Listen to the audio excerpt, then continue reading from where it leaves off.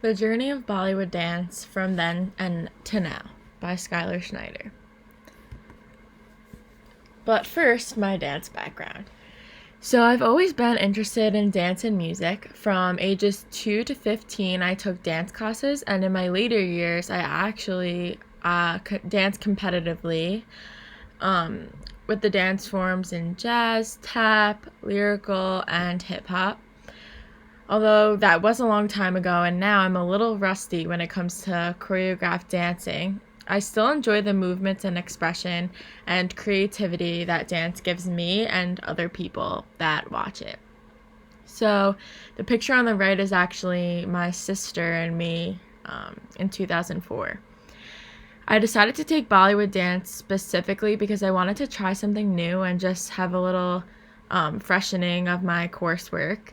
And I had a lot of people recommend this class to me, and I'm really glad that I decided to register for it. So, an overview of Bollywood in general, the word itself is a combination of Bombay, which is now Mumbai, and Hollywood.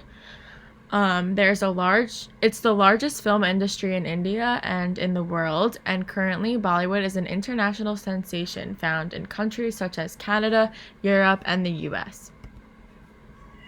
And as far as the history goes, the ancient art forms that have contributed to the formation of Bollywood dance provide symbolism behind each movement.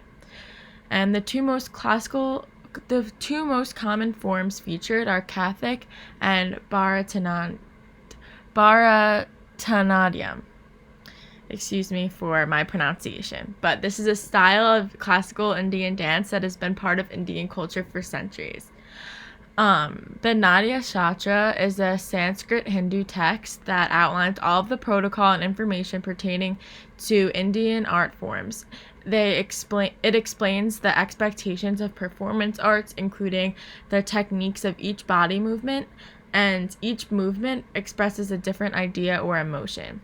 And the Kathak, which is primarily found in northern India with various historical similarities to Bharatanatyam. So this slide is just like a demonstration of the different hand movements, and there's also different feet movements and different facial expressions and face makeup, but just to demonstrate that they aren't just random hand gestures or movements, they all kind of represent something. And the rasa theory, which was introduced by the Natya Shastra, is the primary goal for entertainment and should be used to transport the audience into a reflective and spiritual state. And the Nataraj which is the picture on the left, is a depiction of God Shiva as the Lord of Dance, and a lot of people have these figures in their home. Indian dance can be used as a religious vehicle for enlightenment. So now moving on to the changes that created the Bollywood we know today, the influences of Western movement. The original dance traditions deteriorated in northern India due to foreign invasions and was replaced by mixed dance forms. So the artistic and creative changes demonstrated.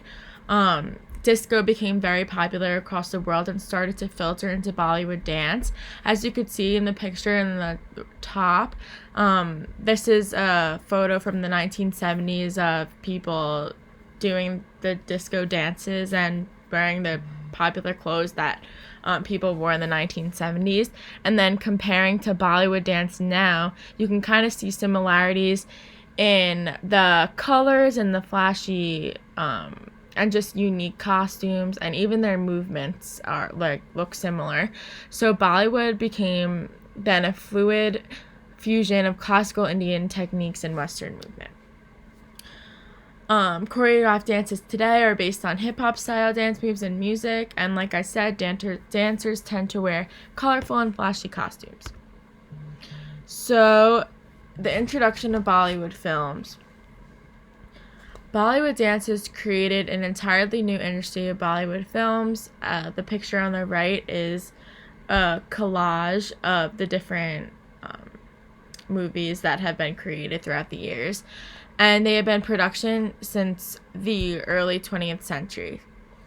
It is the world's largest film industry in terms of the number of films produced. So in the Bollywood film industry in the 1930s, these films were first black and white and later developed into musicals in the late 1930s.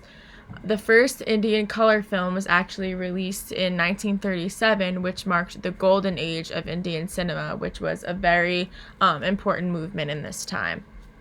In the 1960s, many classical films were created. And in the 1970s, the term Bollywood, which I described before, was created when India surpassed the U.S. as the largest producer of films in the world.